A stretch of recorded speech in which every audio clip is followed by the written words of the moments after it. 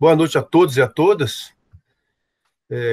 Gostaria muito de agradecer ao Grupo Guaí de Agroecologia pelo convite para a gente participar desse bate-papo. Eu vou buscar, a hora que você perguntou a minha história, né, profissional, eu vou contá-la dentro da exposição que eu vou fazer. Eu vou tomar alguns aspectos históricos, a fome que assola não só 19 milhões de brasileiros, como milhares de pessoas no mundo inteiro. E, na realidade, não deveria ser assim, porque o mundo já tem a capacidade de produzir alimentos para alimentar toda a sua população. E quando a gente fala em fome, eu gostaria de resgatar duas pessoas que muito contribuíram, dentre várias pessoas, para o combate à fome. Uma delas, eu gostaria de referir a Josué de Castro, médico, que se debruçou durante toda a sua vida estudando a questão da fome, esteve na ONU, esteve na FAO e escreveu um livro, Geografia da Fome, que foi o primeiro livro do ponto de vista de estudo científico, demonstrando o que significava a fome, quais são as estruturas da sociedade que sustentavam essa desigualdade social e que levavam à fome. E o Josué de Castro foi uma pessoa extremamente importante para o mundo e para o Brasil. Em 1960, ele presidiu a campanha contra a fome promovida pelas Nações Unidas, advogando como o primeiro direito do homem o de não passar fome. Criou e dinamizou a Associação Internacional de Luta contra a Fome. Infelizmente, em 1964, ele foi exilado pela ditadura militar, foi para a França. Em 1973, aos 65 anos, novo ainda, chegou a falecer, exilado do país. A segunda pessoa que eu gostaria de incorporar a esse debate nosso é uma pessoa retirante do Nordeste, também pernambucano, como o Josué de Castro era pernambucano, que veio para São Paulo, foi ser vendedor na rua, depois virou metalúrgico, virou líder sindical e depois, por 2 vezes, presidente da República, o Lula. E o Lula sempre dizia o seguinte: o meu objetivo, a minha obsessão positiva é uma obsessão de que cada brasileiro tenha, no mínimo, 3 refeições por dia. Essa obsessão positiva do Lula se desenrolou em várias ações para que a ONU, em 2014, declarasse o Brasil fora do mapa da fome. E nos seus 2 governos, ele pôde desenvolver algumas políticas que possibilitaram tirar o Brasil do mapa da fome, como foi a valorização do salário mínimo, que, consequentemente, com a valorização do salário mínimo, você tem um poder de compra maior. Desenvolveu programas como Luz para Todos, aumentou os recursos do PRONAF, aumentou o per capita da merenda escolar, que o governo federal, por obrigação constitucional, ele tem que enviar dinheiro para as escolas comprarem a alimentação escolar, antigamente chamada merenda escolar. E durante o seu governo, quando ele assumiu, era muito baixo, e ele foi, com o tempo, recompondo esse valor, que foi muito importante para melhorar a compra da alimentação escolar. Ele desenvolveu vários programas, como o próprio PRONAF, que recursos que são destinados para a agricultura familiar. Mas eu gostaria de falar especialmente sobre um programa que é o Programa de Aquisição de Alimentos da Agricultura Familiar.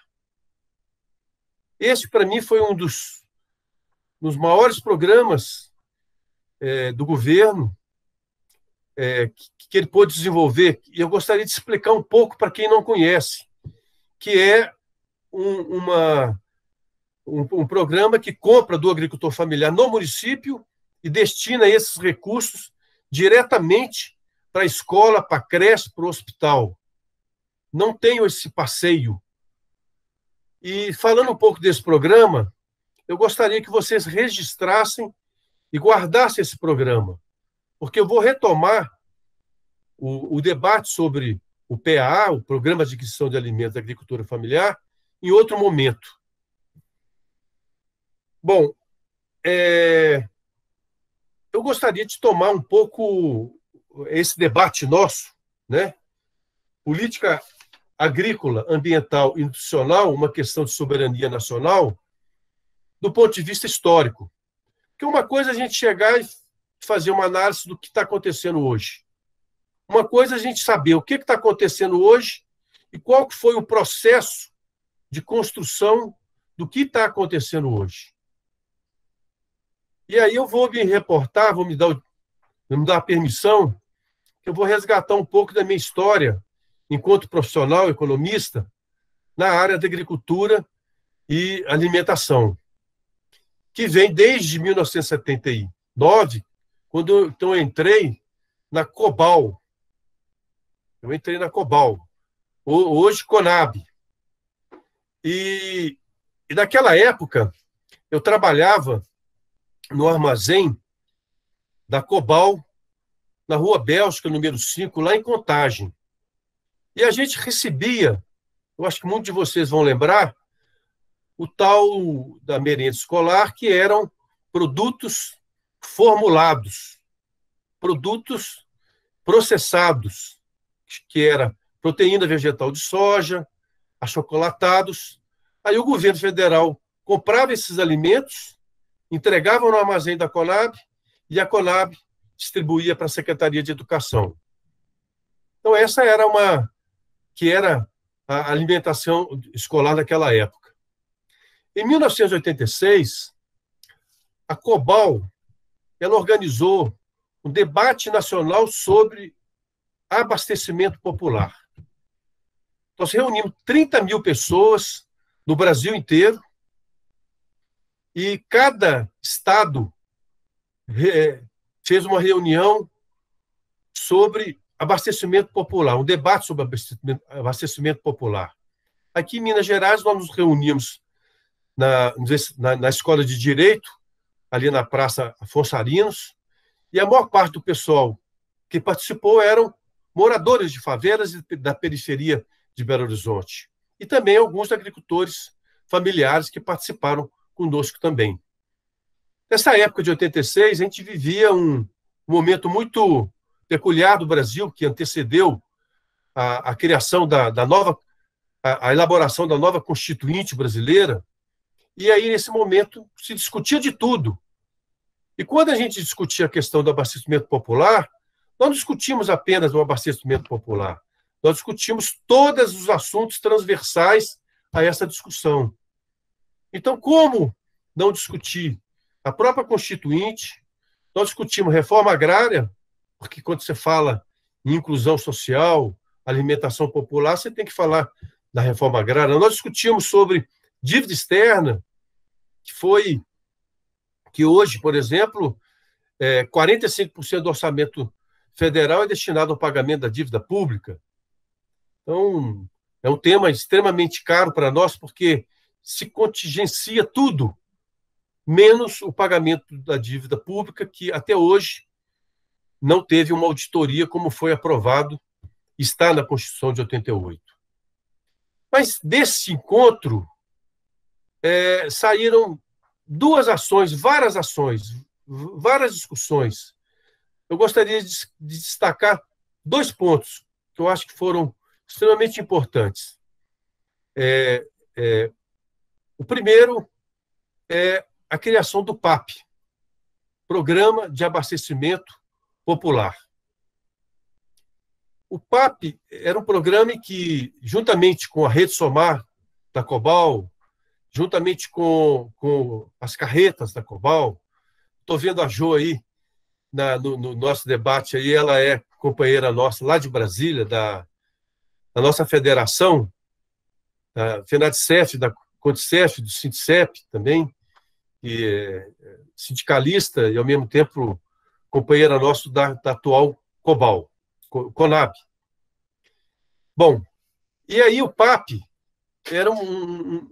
foi tirada a resolução de criação do PAP e a gente montava em garagem das favelas, levava alimento, escolhia um permissionário e esse permissionário vendia alimentos mais barato para a população carente daquela região. Aqui em Belo Horizonte, nós montamos uma loja dessa no aglomerado de favela do Cafezal e no Palmital. Eu mesmo vendi cesta básica a preços subsidiados na favela da Rocinha. Um outro fato interessante, foi criado também em janeiro de 1986, o que seria o CONSEA hoje, os Conselhos Populares de Abastecimento Popular, que, de certa forma, foram os precursores do CONSEA que nós conhecemos hoje. Então, esses dois fatos foram extremamente marcantes. E um terceiro fato foi muito importante, que se naquela época, em 79, início de 80, a gente comprava os tais formulados, com esse debate, nós mudamos completamente. Passamos a comprar, que muitos colegas falavam, que era comprar alimento de verdade.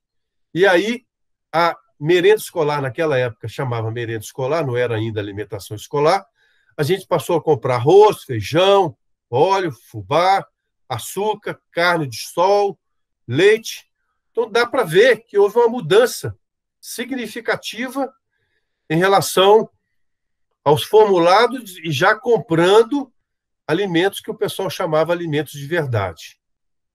Bom, entrando já na década de 90, com o advento de muitas prefeituras do campo democrático e popular, desenvolveram vários programas, feiras livres.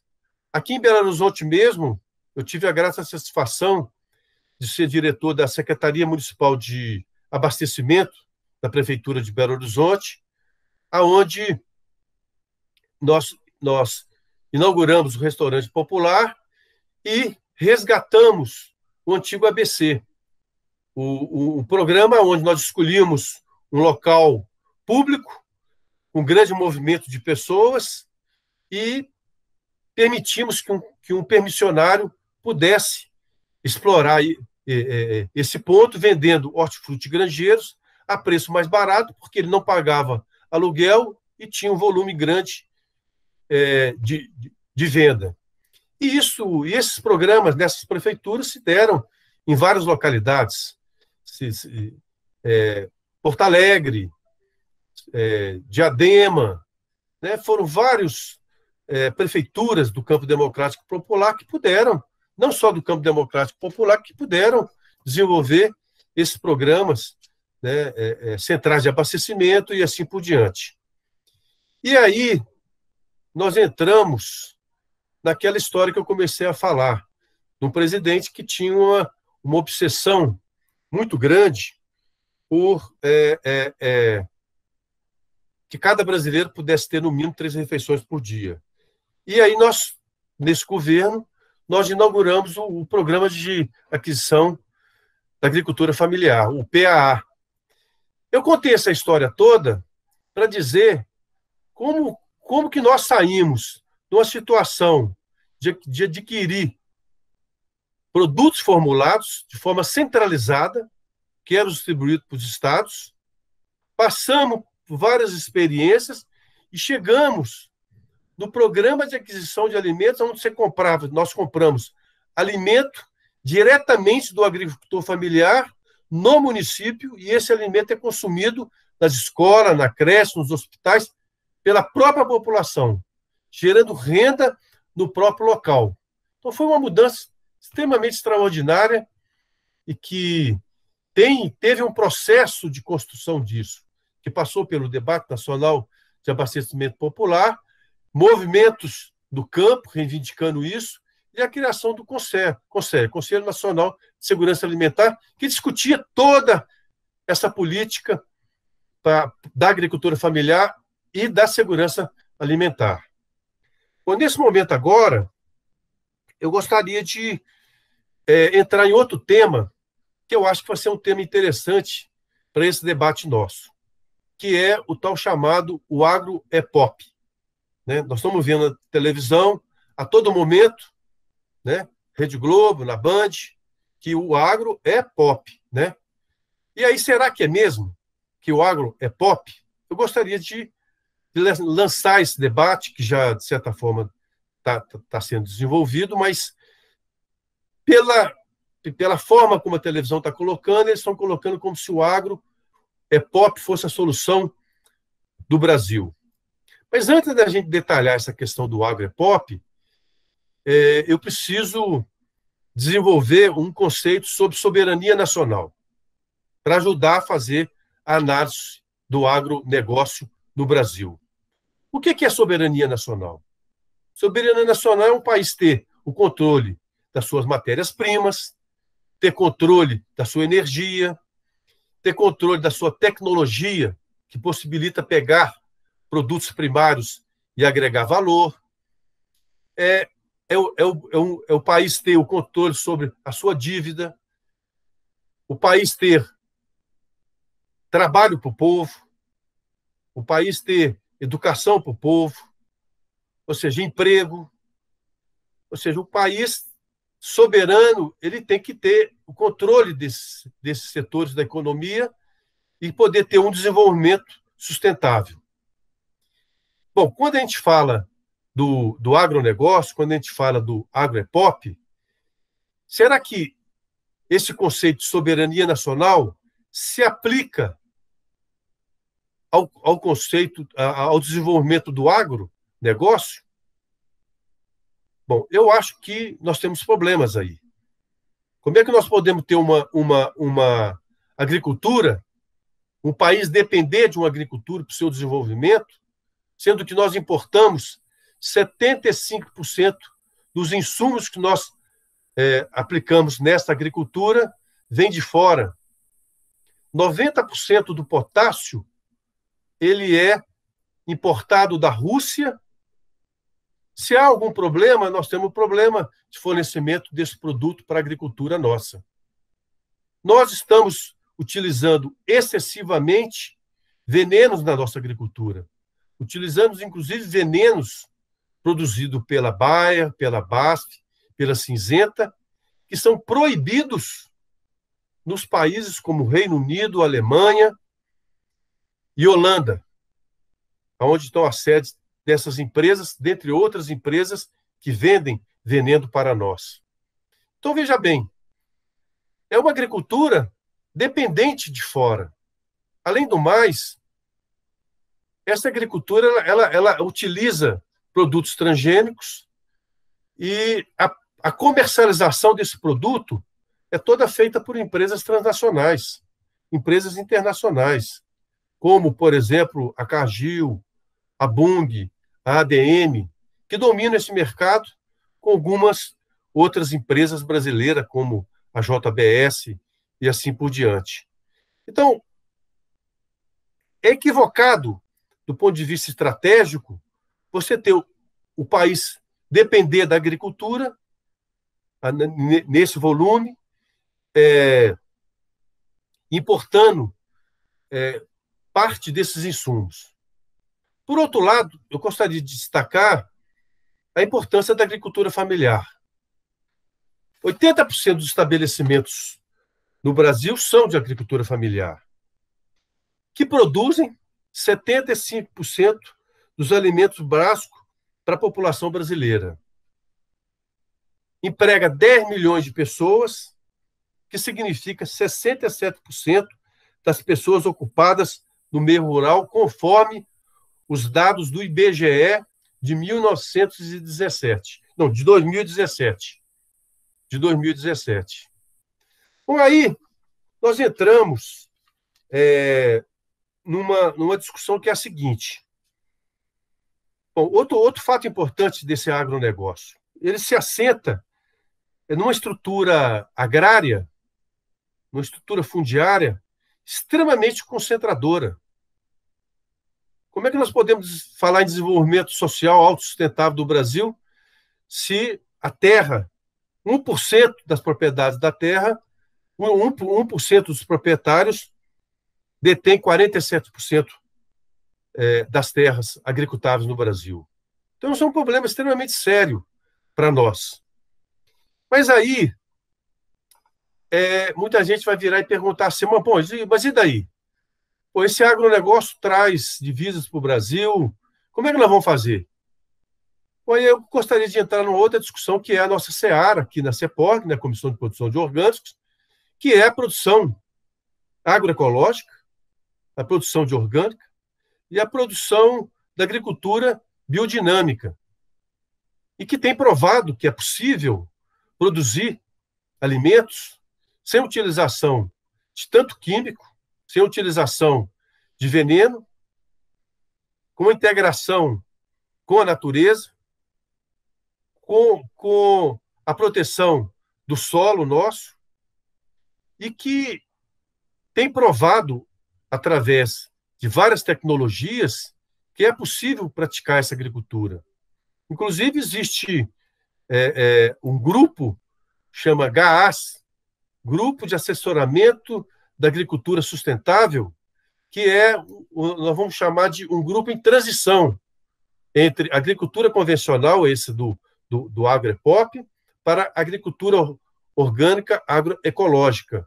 É um grupo de agricultores que se organizaram muito em função, inclusive, dos preços exorbitantes dos insumos importados e passaram a substituí-los com produtos naturais, como, por exemplo, rochas, né, que possibilita a recuperação do solo, né, e outras maneiras da gente fazer uma agricultura orgânica e agroecológica, através de bioinsumos. Nós temos hoje as biofábricas, o controle de praga através do controle biológico. Então, nós temos, assim, uma possibilidade enorme de estar fazendo uma agricultura mais saudável, porque essa agricultura que nós estamos vivendo é uma agricultura do veneno, é uma agricultura que tem gerado muita doença no país, muito câncer, inclusive com um custo enorme para o SUS, né, no país. Mas é possível nós praticarmos uma outra agricultura. E esse grupo GAAS e outros grupos da agricultura de transição, eles passam a utilizar menos veneno, em muitos casos eliminam o veneno, passam a utilizar rocha, que eles chamam roçagem, né, para fertilizar o solo, fazem plantações que depois é cortada e cria uma massa vegetal.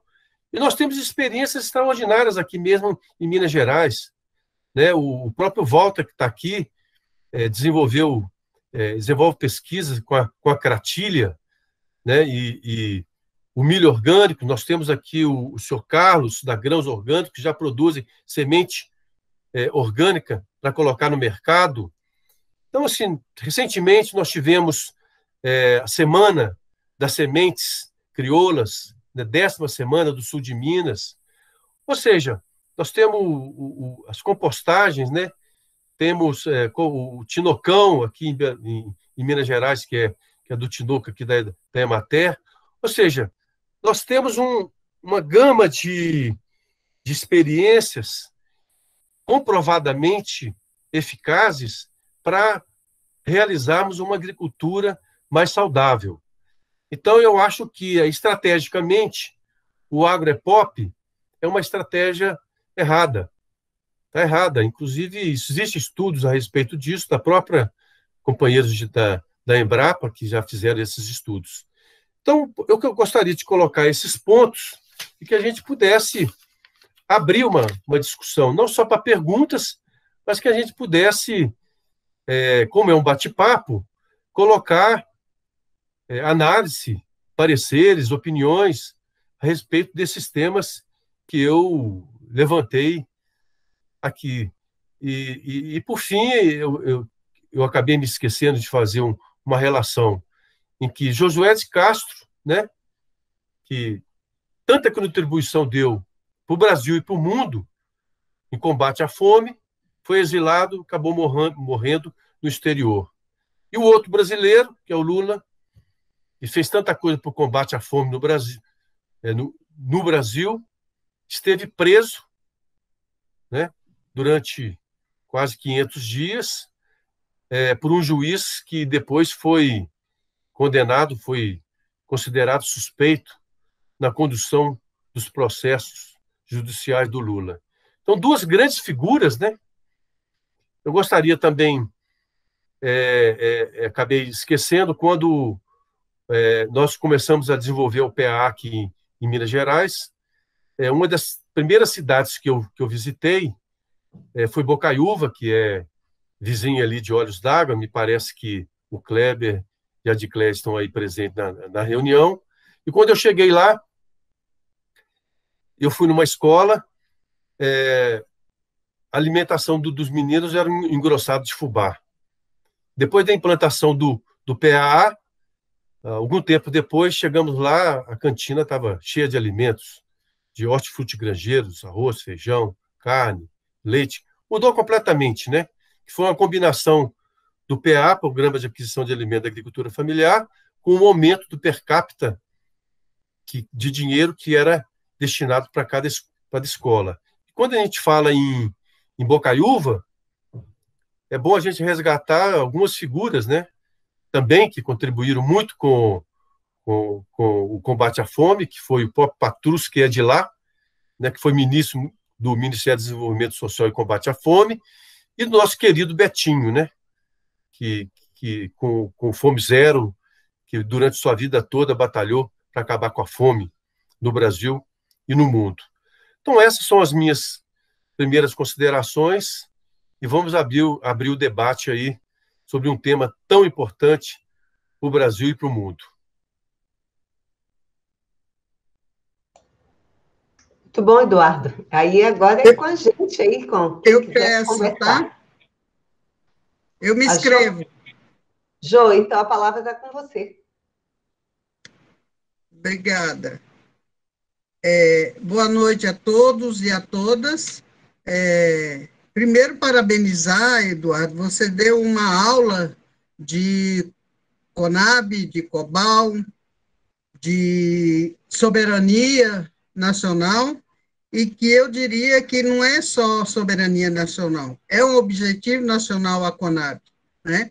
É uma pena que estão destruindo nossos armazéns, pegando os armazéns, e agora saiu o decreto para doar, vender, né? Que nós sabemos que isso aí vai para o agronegócio, sendo que nós temos funcionário à altura, engenheiro alimentar e muitos funcionários à altura de fazer tudo isso, como a Cobal tinha antigamente, né? Quando o Lula assumiu, colocou o projeto do Betinho, como bem você falou, do Fome Zero, merenda escolar, o pequeno agricultor plantava e não tinha para quem vender, a Conab passou a comprar, então mandava para o asilo dos velhinhos, para as escolas, né? E hoje a gente vê a situação que está.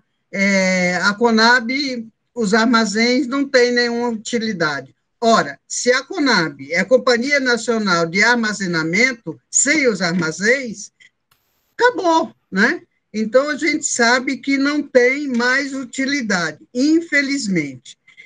Então, a gente está vendo aí a situação com esse decreto que saiu ontem, né, para vender os armazéns, e a gente sabe que isso aí é entregue ao agronegócio, Nós sabemos que o agronegócio está tomando conta da Conab, como na época da Cobal, que o PTB tomou conta da Cobal, né?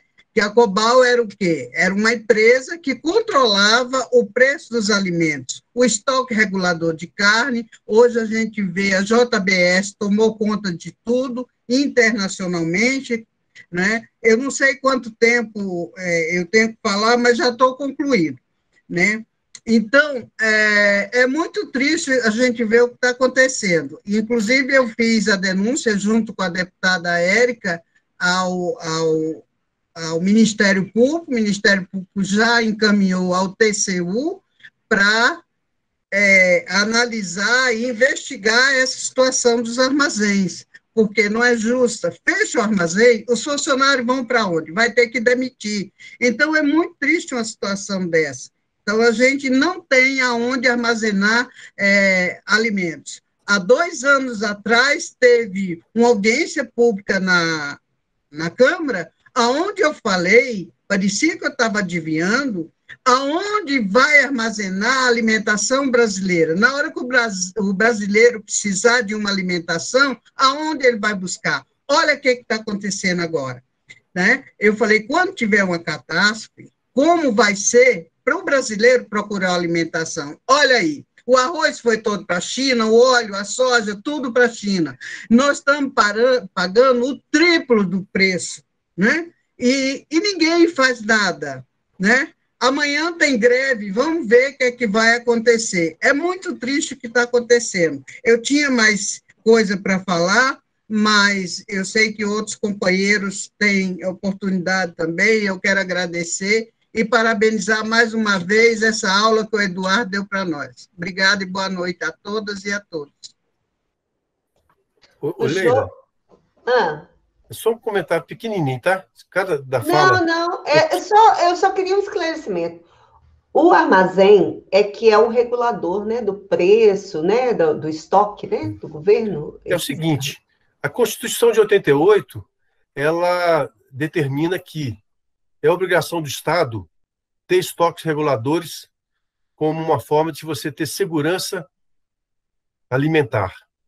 Se você não tem, e tem um problema de guerra, problema de doença, tal, como aconteceu agora recentemente, teve um aumento extraordinário do arroz e você não tinha nenhum estoque regulador. No passado, você tinha os estoques reguladores, que era uma maneira de você ter uma segurança para a população. Mas, infelizmente, durante vários governos, foram desmontados essa política de se ter estoque regulador. O mundo inteiro tem estoque regulador. O Brasil deixou de ter estoque regulador. Eu acho que, ainda complementando a fala sobre o agronegócio, eu acho que as nossas gerações futuras, eles vão nos anais da história e vão ficar horrorizados com a seguinte notícia que eles vão ler. Um país que é um dos maiores produtores do mundo, 19 milhões de pessoas passam fome. Isso, as gerações futuras vão ler e vão se horrorizar, porque é um absurdo que um país como o nosso, grande produtor de alimento, o povo passar fome. Bom, é só... Leila. Não, é uma coisa assim que cria uma indignação que a gente não sabe nem para onde, né? Recorrer nessa situação, né? Ver as pessoas catando lixo, revirando lixo, né? E alimento deveria estar para todos e todas, né? O Walter levantou a mão, quer falar. Bom, primeiro agradecer o Eduardo, né, pela presença dele aqui e de vocês todos, né, prestigiando aqui o nosso grupo de agroecologia, né? Como a Leila falou, né, o Eduardo está aqui conosco, somos da Comissão de Produção Orgânica e temos aqui pessoas da comissão e do Guaí, né, como a Marina, Cristiane, né, a própria Leila e eu, né, e vocês estão convidados também a participar, né, do Guaí, né, nós somos um grupo aberto e queremos realmente fortalecer o diálogo, né, é disso que a gente está falando, né, e eu sempre gosto de reforçar, né, a importância do Guaí para discussão aqui na nossa região, aqui, região central de Minas Gerais, que é uma região muito rica, né, que tem um potencial turístico maravilhoso, né? Sete Lagoas é um exemplo disso, mas aqui a gente tem isso sobrando, né? Serra do Cipó aqui do lado, então temos um potencial gigantesco de economia em torno do turismo e, infelizmente, nós temos o nosso cerrado depredado por loteamentos, né? Depredação mesmo na parte que a gente ainda tem de vegetação nativa, então é uma discussão muito importante para a nossa região, a agroecologia, né? O outro olhar para o nosso entorno, né? Essa mudança da paisagem que a gente tem já a tecnologia sobrando para fazer isso, né? E a gente quer realmente que essa discussão seja cada vez mais forte, né? O Guaí, ele é o resultado lá dos movimentos de agricultura natural, né, alternativa da década de 70, das comunidades eclesiais de base, né, todo esse movimento que vem lá de trás resulta no Guaí, que foi consolidado dentro de uma discussão de CVTs, né, centros vocacionais, né, a Leila coordenou um centro vocacional, né, que inclusive tinha o nome Guaí, e trabalhamos bastante com as comunidades rurais daqui, e realmente é um movimento que a gente espera que seja contínuo. Às vezes a gente não consegue transformar a paisagem da forma imediata que a gente gostaria, mas certamente a elaboração das ideias vai cada vez mais sendo aprimorada. E é um prazer estar aqui, né? E queria que o Eduardo falasse um pouquinho, Eduardo, dessa sua visão de futuro, né? Que você acha que como é que a sociedade está recebendo essa agricultura orgânica, né? Não só os produtos orgânicos, né? Mas o que envolve esse produto, né? Que tem por trás disso, a agroecologia. Como é que você vê a nossa sociedade frente a esse movimento aí? O que você tem para nos falar? Ô, Leila, fala agora ou vamos... Posso falar? Bom, eu acho que como eu próprio expus aqui, né? Eu acho que o futuro da humanidade, e para ter futuro, ele precisa cuidar do meio ambiente, cuidar do ser humano, e que é uma forma de pensar, de ter consciência de que é necessário, para preservar a saúde do planeta e do ser humano, você ter um alimento orgânico, agroecológico, uma agricultura biodinâmica. Se nós não tivermos isso, as doenças vão aumentar, né? Com a Covid mesmo, houve um grande debate sobre... E aumentou a consciência do povo que, para você ter mais saúde, você precisa ter um alimento mais saudável. Então, isso está aumentando a consciência da humanidade a respeito disso. Agora, são duas forças que se colocam em choque. Assim, por um lado, você tem um grupo de agricultores. Nós vivenciamos isso, né, Leila, o Walter, cotidianamente na CEPORG. Nós temos um grupo de WhatsApp que é uma coisa extraordinária. Quanta tecnologia de domínio público é repassado de uma pessoa para outra, de um grupo para outro. Nós temos a Organização de Controle Social, as OCS, né, que vai dando consciência para a população de que é preciso ter um alimento melhor. E, por outro lado, você tem os grandes grupos econômicos que não respeitam isso, né? Mas, agora, por incrível que pareça, até mesmo pessoas que estavam no Agroepop, eles começam a enxergar que é necessário fazer uma agricultura diferente, que foi o caso do GAAS, que eu citei há pouco agora. Ou seja, eles viram que, do ponto de vista até mesmo do bolso, era necessário mudar essa lógica, mas não é só isso, o bolso, é a consciência de produzir um alimento mais mais saudável. E nós temos, como eu falei anteriormente, vários instrumentos para poder melhorar isso. Você tem mesmo o Programa Nacional de Redução de Agrotóxicos, que está parado, podia ter sido colocado, precisa ser colocado em movimento novamente.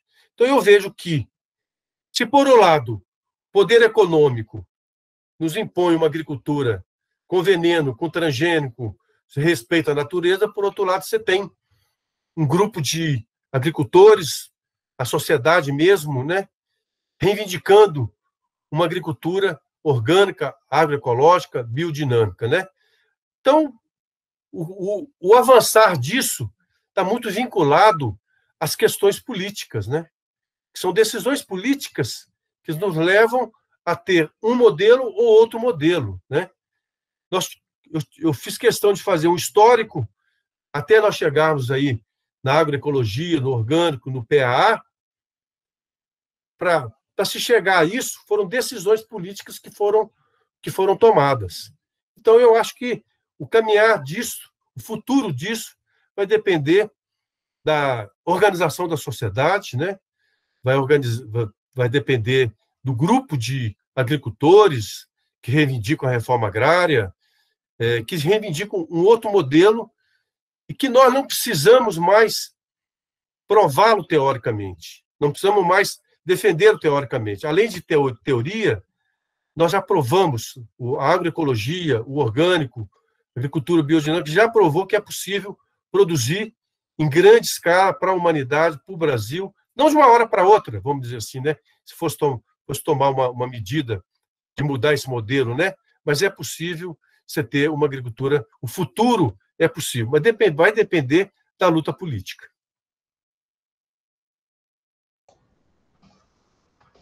E passa também pela questão da reforma agrária mesmo, né?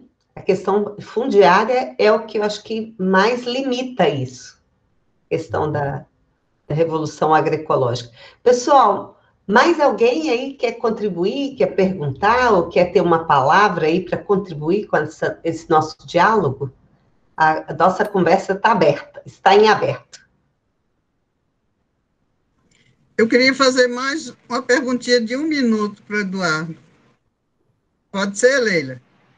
Pode. Depois o Jonathan. Tá. Eduardo, eu estive na Paraíba, agora está de férias, e estive lá no armazém. O armazém está vazio. Tem algumas sacas de milho lá e transgênico, tá? Então, eles estão selecionando, vendendo só 2 sacas para cada um. Por quê? Parece que eles estão levando para plantar e não para os animais. Então, isso é muito grave, porque nossos animais vão ficando nanicos, anêmicos, e porque não tem produção para eles. Então, eu não entendo disso, mas eu fiquei muito preocupada, né? Porque eles estão selecionando o milho e controlando a venda do milho. Ele falou, Jô, não tem milho, não vem milho para cá, não posso fazer nada. Então, eu estou vendendo 2 sacas só para cada um. Então, é o que eles podem fazer lá. É isso. Um pequeno comentário, Leila. Esse assunto, inclusive, está na minha pauta aqui para a gente conversar sobre ele. Eu participei de uma atividade recente da CEPOR Brasília, da nacional, aonde que uma companheira da ANA, né, Agência Nacional de Agroecologia, colocou a seguinte situação, que a venda do milho em balcão, que é um programa que a Conab tem, estava vendendo milho transgênico e que os agricultores estavam pegando esse milho e plantando. E, na realidade, por falta de condições econômicas, até mesmo o pessoal que trabalha com a agroecologia estava utilizando esse milho. E aí eu estou para conversar, viu, Jô, com o João Cláudio, lá da Matriz, em Brasília, para ver se há a possibilidade da gente estar comprando, né, milho orgânico. Temos aqui em Minas Gerais, né, Walter? O senhor Carlos, né, da Grãos Orgânicos, que poderia estar oferecendo esse milho aí. Então, é necessário que a gente faça uma intervenção porque está prejudicando o programa da produção de alimento orgânico lá no Nordeste. Jonathan, agora é com você. Boa noite a todos e a todas. Eu quero agradecer por esse momento que estava acompanhando a discussão, muito enriquecedora. Eu sou técnico em agropecuária e estou me graduando em agroecologia pelo IFES, o Instituto Federal de Sergipe, Campo São Cristóvão. E esse assunto é muito bom. E aproveitando um pouco do que a amiga Jo falou sobre a questão do milho, ontem mesmo eu estive em visita a um produtor que ele está em transição para orgânico, né? Ele até já tem 2 anos, né? Já passou do período que são 18 meses, né? Da transição em si para a questão de hortaliças e tudo mais. Mas ele tinha milho. Aí eu perguntei ele a fonte do milho qual era. Ele disse, o milho é transgênico. Aí eu disse, olha, infelizmente, expliquei a ele, ele sentiu um pouco, né? A gente percebe que ele, não, como é que eu vou produzir um milho para o meu gado, né? Que ele estava produzindo para o gado dele. E daí, então, eu expliquei a ele que nós estaríamos juntos nessa luta para buscar milho crioulo, né? Um milho nativo ali para a região dele. E daí, então, eu percebi que ele, digamos, deu um suspiro a mais, né? Eu agora, recentemente, estou começando o meu TCC e a minha preocupação é sobre o profissional na área da agroecologia após a formação e nesse momento pandêmico, né? E daí, então, eu acabei, agora no início de fevereiro, de iniciar a EcoSolos, Soluções Agroecológicas, para prestar assistência a esses pequenos produtores, até de forma mesmo voluntária, para que assim a gente dissemine mais a agroecologia. Essa é a minha palavra e gratidão a todos. Obrigado. Muito bonito o seu depoimento, Jonathan. Muito desafio aí no campo, hein? Muito desafio, né? Esses anos de assistência técnica mesmo, né?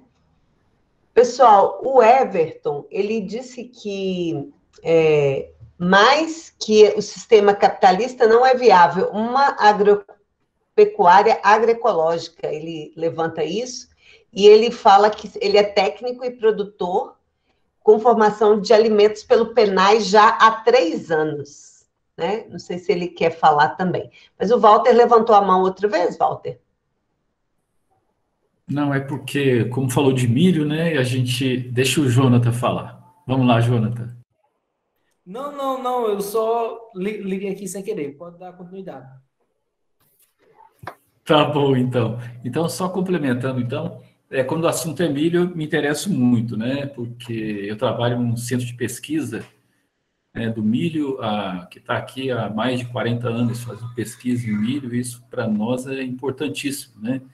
O milho é uma planta da nossa América Latina, né? Ela evoluiu junto com as comunidades tradicionais aqui da nossa terra e gerou uma diversidade enorme, né? Aqui temos mais de 3.000 materiais de milho preservados, né, em temperatura baixa. É um patrimônio, né, cultural, né? Não é só uma semente, que cada semente desses materiais distintos tem aí uma história, um objetivo, né, que ela foi selecionada, uma região onde ela estava adaptada, né? Então, tem uma riqueza muito grande nesse banco, né, de germoplasma. Então, quando fala de milho, a gente fica muito motivado. A questão do milho transgênico tem a questão da autonomia, né? É que o produtor, se ele resolver plantar essa semente para tirar a semente dela e plantar de novo, ele não vai poder, porque ela perde qualidade, né? Não é como a variedade dá autonomia para o agricultor. E o transgênico não dá essa autonomia. Então, isso não é uma coisa boa realmente, porque a gente quer que o produtor ele gaste menos com a produção, né? Seja mais sustentável economicamente também. Então, a variedade tem esse potencial, né? E pode ser adaptada ao local, né? É um melhoramento que o próprio produtor pode fazer ao longo dos anos, como os nossos ancestrais fizeram, né?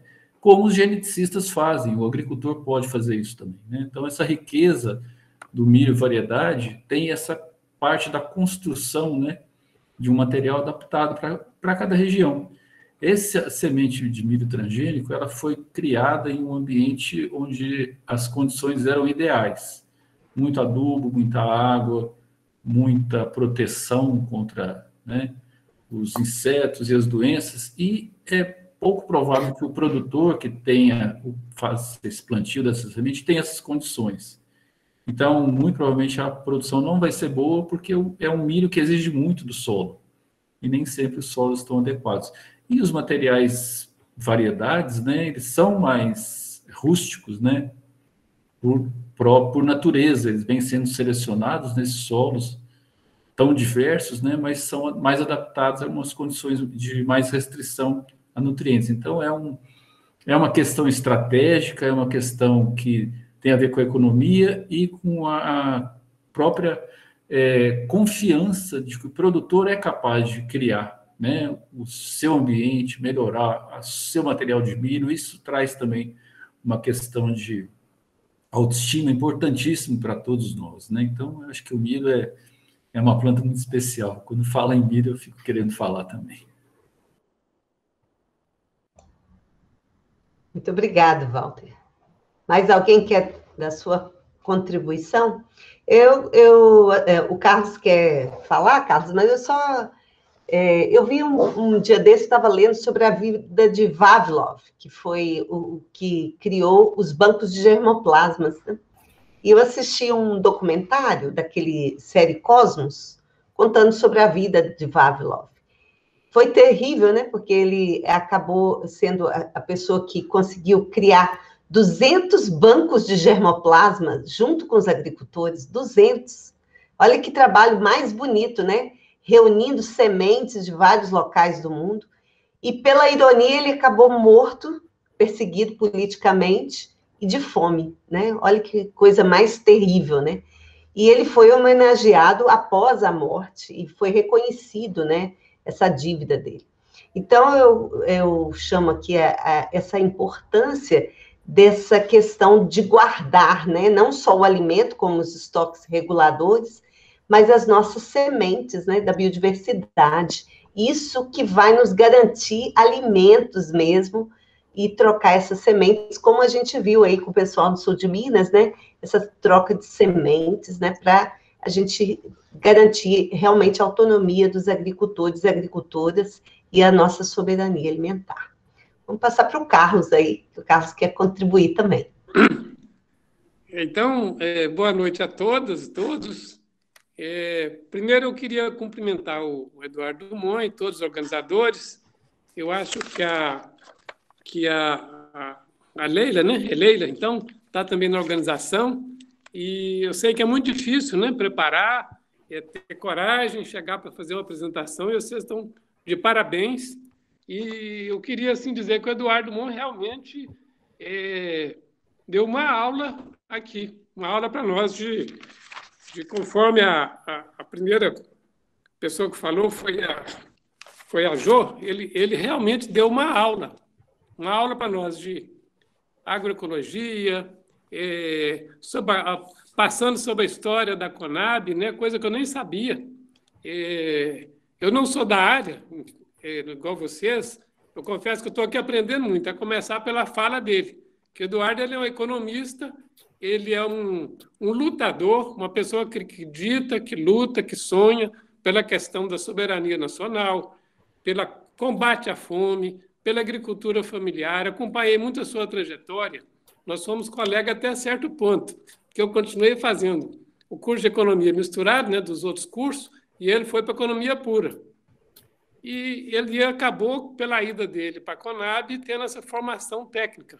Aí diferenciamos, porque eu não tive. Mas como eu vim do interior também, participei muito de pequenas produções na minha adolescência, pequenas produções lá na região de Jequeri. E nunca esqueci isso, sempre achei. E depois essa história bonita, essa participação que a gente acompanhou de perto, a questão do Lula, do combate à fome, isso que o Eduardo falou muito aqui, da questão da pessoa poder ter 3 alimentações. Só não entende isso quem não passou aperto na vida. O quanto é importante. Aí o Eduardo Dumont resgatou também o Josué de Castro, que veio antes e foi um lutador também. Então, isso hoje, quando o Eduardo Dumont fala aqui 19 milhões passando fome, isso significa 10% da população. E aqueles que não estão passando fome estão com alimentação precária. E hoje, assim, parece que multiplicou por 10 a população de rua. Eu fico imaginando que a questão da alimentação precária deve também ter aumentado muito. E a gente não percebe isso. Talvez eu, pelo menos, não tenho dados técnicos para isso.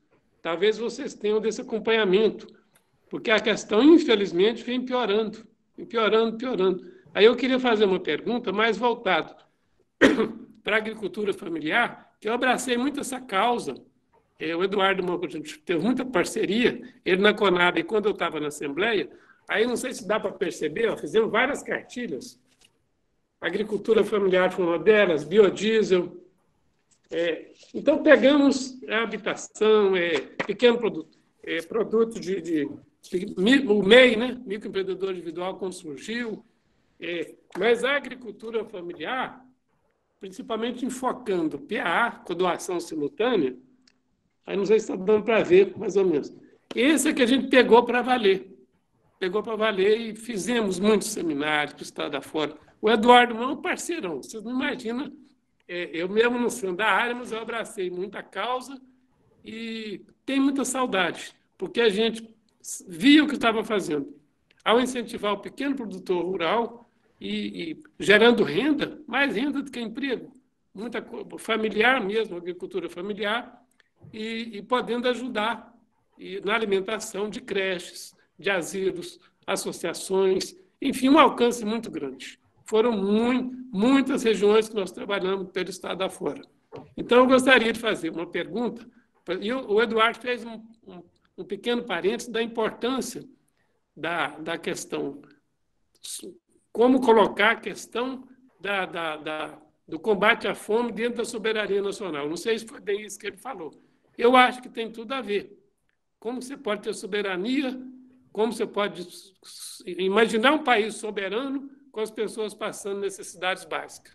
Então, eu queria fazer uma pergunta, Eduardo, dando para ele sobre isso e também sobre o andamento do que nós vimos do PAA, o que seria hoje?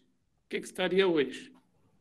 Ô, Carlos, só uma intervenção também. Eu queria que, Eduardo, se você falasse de como surgiu o PA, sabe?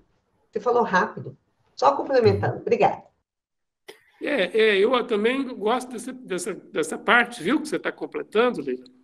Como surgiu e uma abordagem, eu não sei se está saindo um pouco fora do tema, eu peço desculpa, mas como surgiu e essa trajetória do PA, do tempo que participamos, eu falo que eu vivenciei isso, nós produzimos material, fizemos seminários, reunimos pequenos produtores, saímos assim, espalhando essa alegria e essa coisa boa para o estado afora. Fazendo material de tudo enquanto é forma, fazendo debate, e realmente a gente via o que a gente estava fazendo. Nós tínhamos estatística dos números, daquilo que era do alcance que tinha o PA. E não é pouco, ajudava muito, incentivou no combate à fome e ao desenvolvimento. Aí eu queria fazer a pergunta para o Eduardo, incorporando sua pergunta, Leila, de como surgiu a trajetória e como estaria hoje, e como se situa dentro da soberania nacional também. É isso. Obrigado. Posso, Leila? Bom, primeiro agradecer essa intervenção do Carlos Gomes.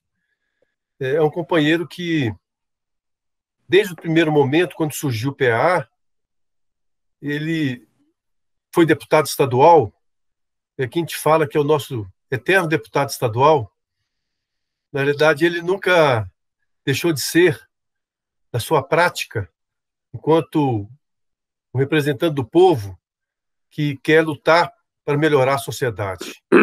Mesmo sem mandato, a gente sai na rua com ele, é como se fosse um deputado sem mandato, porque ele nunca se submeteu a determinadas lógicas que hoje permitem a eleição de um deputado. E quando nós começamos a origem do PA, um pouco eu contei dessa trajetória, né? Foi um acúmulo de anos, desde a luta para mudar os formulados para o alimento in natura, os debates nacionais, os programas que foram desenvolvidos na época dos governos, prefeituras democráticas e populares, e foi através do CONSEA, Conselho Nacional de Segurança Alimentar, em que existia um grupo de pessoas da sociedade civil, como é a CEPORG, e governamentais, que passaram a desenvolver políticas que geraram o PA. E não foi fácil, né? Porque existia uma resistência muito grande. Inclusive, ele veio, o PA, não como dentro de uma lei só para ele. Na realidade, nós pegamos carona numa lei que estava sendo discutida e colocamos lá um artigozinho que possibilitou o desenvolvimento do PA. Então, nós começamos aqui, o Carlos Gomes fez parte dessa história, né? Eu viajava para o interior, o Carlos Gomes também chegou a viajar pelo mandato dele, a gente explicando para o pessoal que a Conab ia comprar o alimento e ia doar esse alimento para a população carente, a escola, a creche. O povo ficava meio ressabiado. Então, mas será que é verdade mesmo? Né? E se no início foi um esforço para a gente poder fazer um convencimento dessas pessoas, passado alguns anos, já não tinha necessidade disso, porque a prática mostrou que coisa extraordinária você comprar do agricultor familiar e entregar isso para quem está precisando, está passando fome.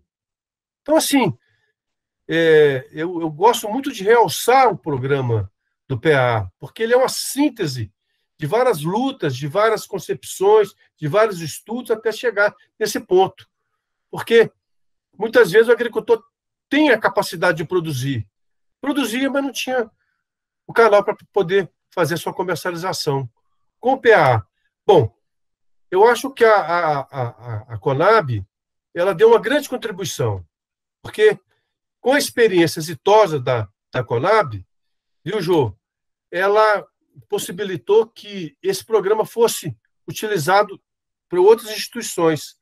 Aí passou-se também a comprar alimentação escolar, através do PNAE.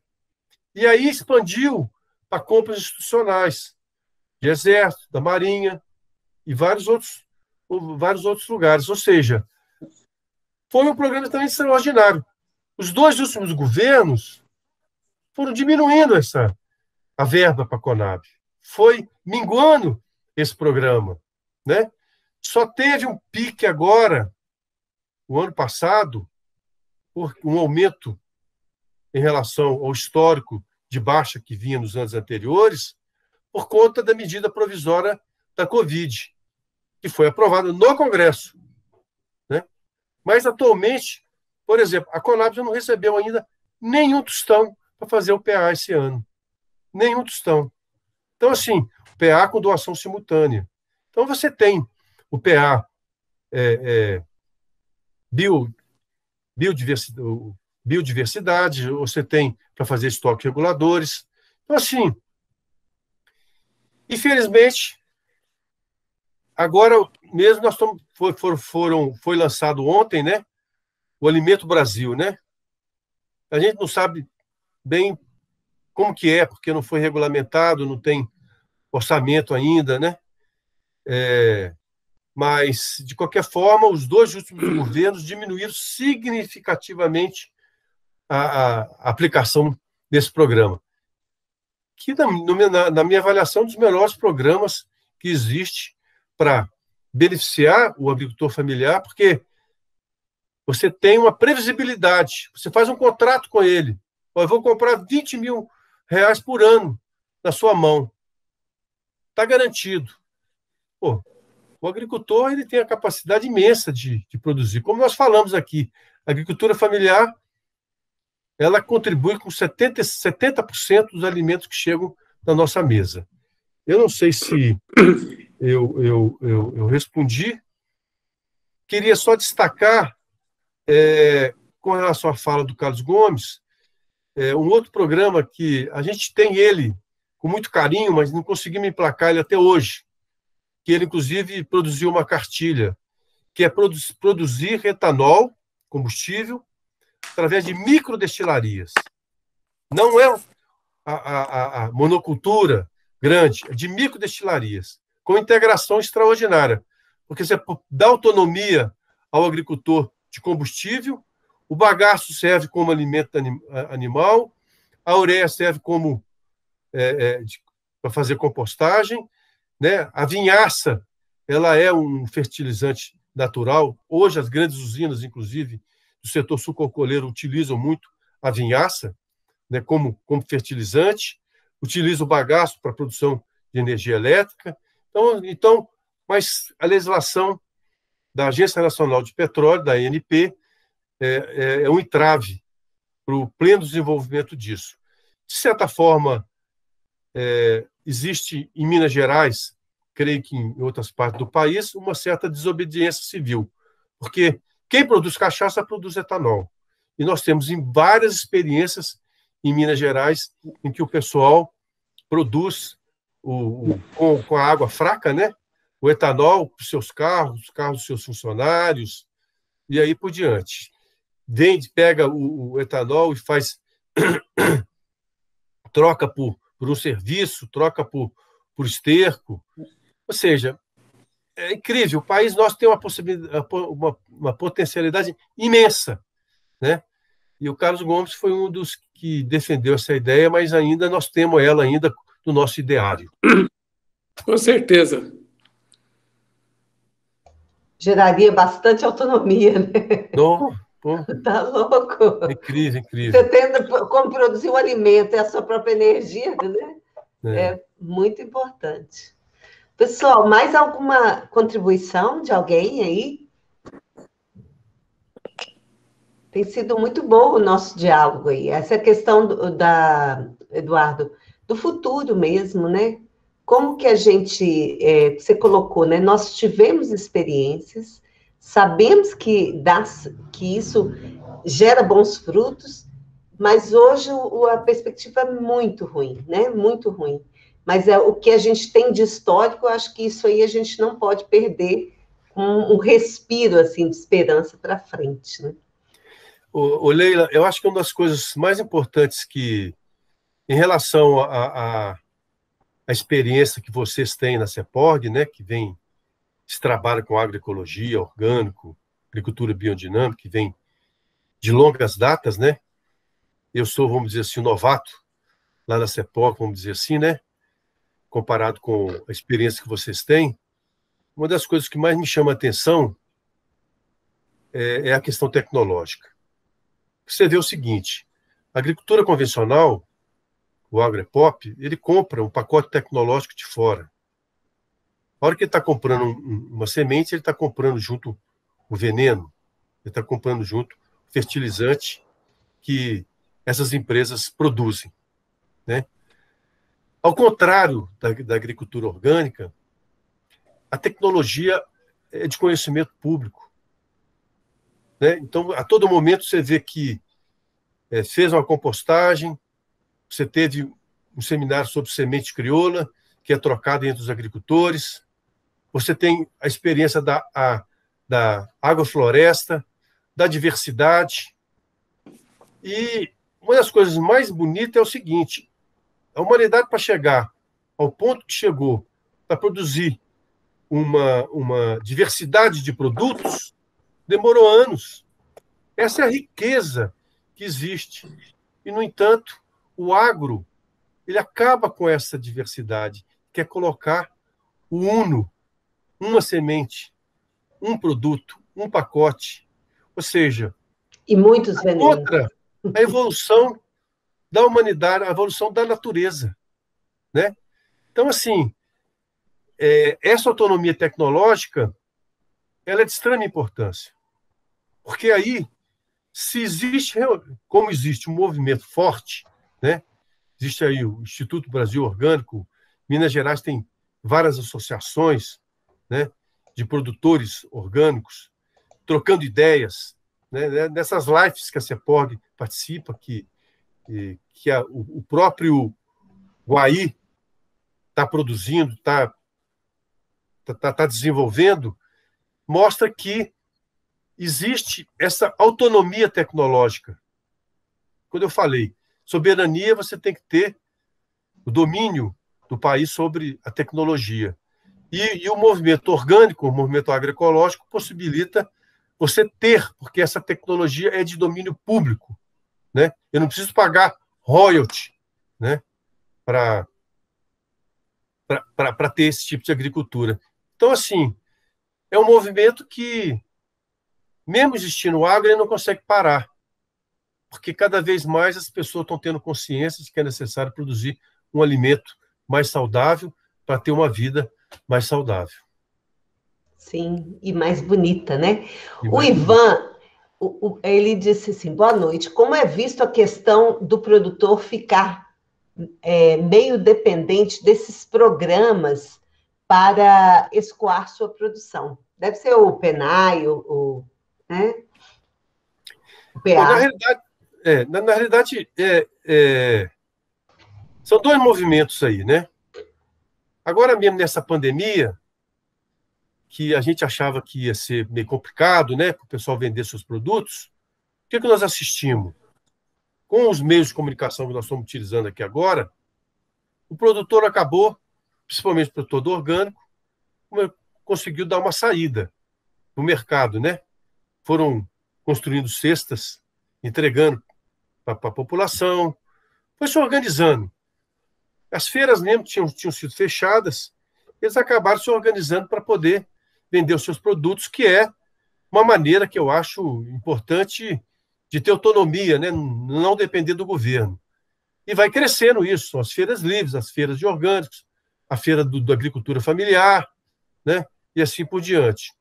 Mas eu acho que é importante você ter programas governamentais também. Não é questão de dependência dos governamentais, mas sim ter a consciência que o Estado tem a obrigação de desenvolver políticas públicas que possibilite o desenvolvimento desses setores, né? Toda a agricultura teve a participação do Estado, né? O tal, a própria Embrapa mesmo, né? O desenvolvimento do cerrado, quanta tecnologia com dinheiro público foi desenvolvida e depois foi apropriada pelos grandes. Mas teve, no início, a mão do Estado, né? Então, na nossa avaliação, o papel do Estado é bem-vindo, né? Agora, não pode ser totalmente dependente desse papel do Estado, como esse colega nosso aí falou, né? Eu deduzo que a preocupação dele é o seguinte: saiu o Estado, o agricultor tem dificuldade, né?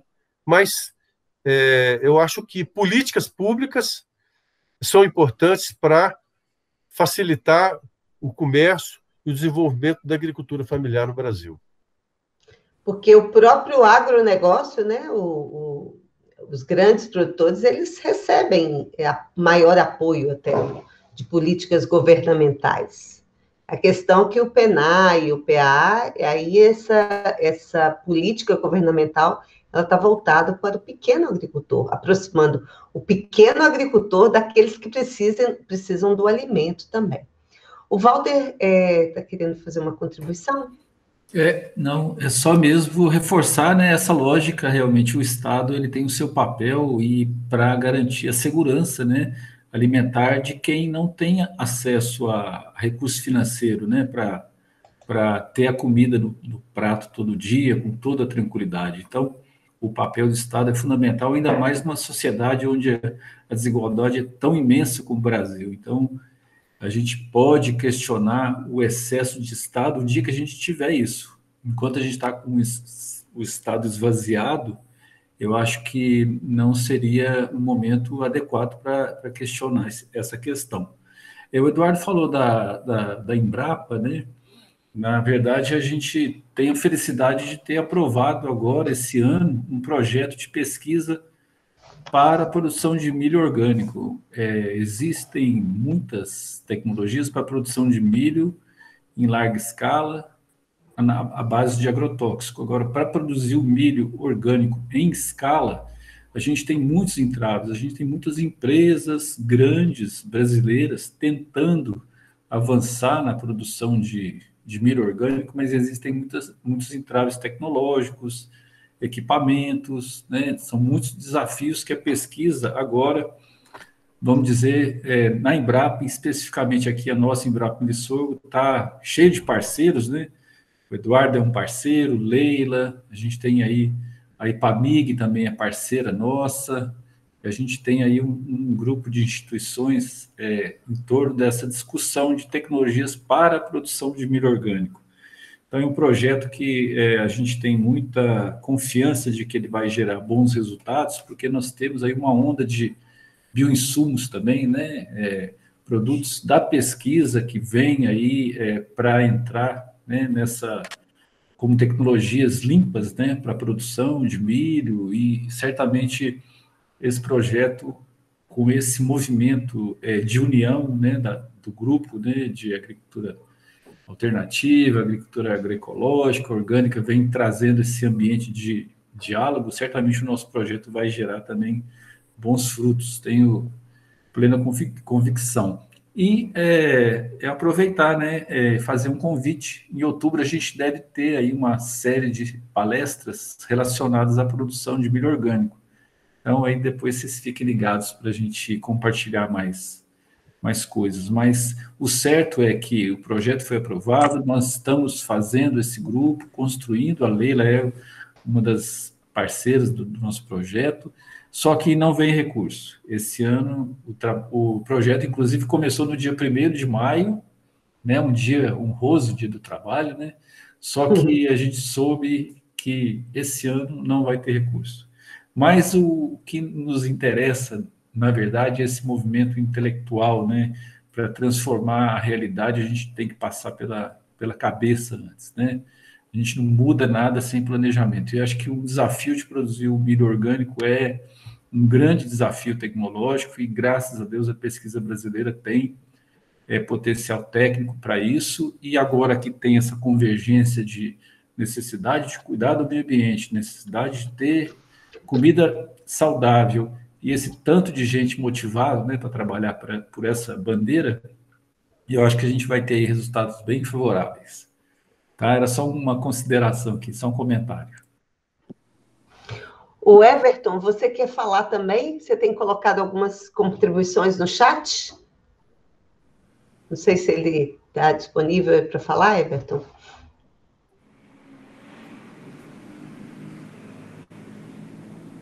Então, nós estamos com o nosso adiantado da hora, né? Já estamos 1h30, né? E nós vamos agora passar para a parte final, né? Então, eu só gostaria de reforçar que nós vivemos num país que existe uma lei que garante alimentação a todos e todas, brasileiros e brasileiras, né, quem mora aqui. Mas, infelizmente, nós temos pessoas passando fome, e isso dói. Isso é realmente uma questão que nos incomoda. Então, vamos passar para o Eduardo aí. Eduardo, para você quiser falar uma palavra final. O Everton falou que ele está com dificuldade aí do microfone. Então, Eduardo, se você quiser falar uma palavra final para nós encerrarmos o nosso diálogo dessa noite. Só para pontuar mais essa questão do Estado, você vê o seguinte: o agro, através da Lei Candir, ela isenta completamente de pagamento de imposto. Bom, então o Estado, nessa hora, serve, né, para os interesses deles, né? Você vê a questão de isenção tributária, né? Você vai pegando a nível do governo federal, é quase que 400 bilhões de reais por ano, isenções por vários setores, né? Então, nada mais do que justo que o pobre, o agricultor familiar, seja incluído no orçamento federal. Essa é a nossa grande batalha, porque os grandes estão incluídos. né? Nós precisamos incluir os pequenos e o pobre, né? Então, se gasta 400 bilhões de isenção no setor automobilístico, setor farmacêutico, setor não sei o que tem, por que não gastar para a população mais carente? Então, o papel do Estado, a disputa do orçamento passa por aí, né? Bom, queria agradecer, então, mais uma vez o convite ao Grupo Guaí de Agroecologia, de todos os membros que estão aqui presentes do grupo, né? A Cristiana apareceu aí agora, a Marina, o Walter, a Leila, né? Agradecer a presença da Jo, companheira nossa lá de Brasília. Eu chamo ela de guerreira, sabe? Ela é uma guerreira, realmente ela é extraordinária.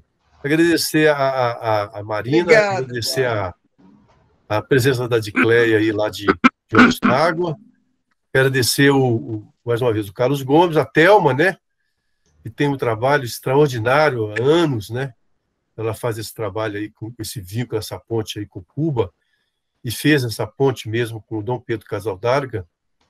A importância da Thelma lá para o Dom Pedro Casaldarga é tão grande que quando o falecimento do Dom Pedro Casaldarga, não sei quem é que foi, pegou um avião aqui, botou ela dentro do avião e levou lá para se despedir do Dom Pedro Casaldarga.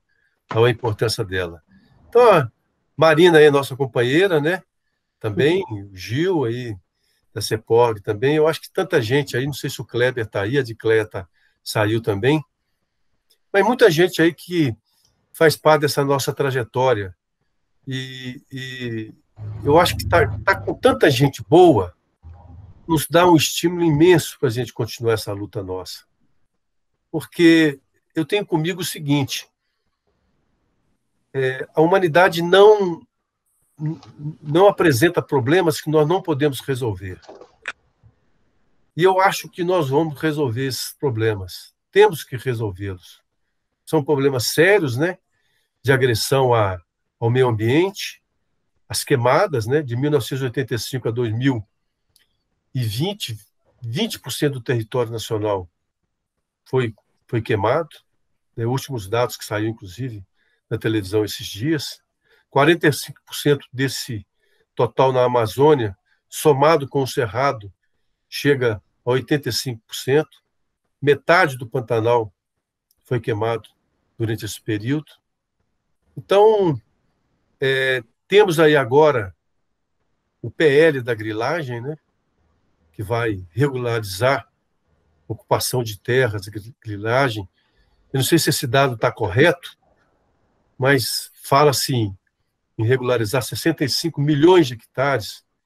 65 milhões de hectares é o mesmo valor de hectares que é utilizado para a produção de grãos no Brasil, conforme os dados da Conab. Então, assim, são difíceis, né? Mas a humanidade sempre enfrentou esses problemas. E eu acho que nós, unidos, com tanta gente boa, com tanta gente consciente, nós vamos superar esses momentos difíceis, né? E que, novamente, o Brasil possa sair fora do mapa da fome, né? Eu acho que esses são os nossos ideais, que temos que trabalhar para isso.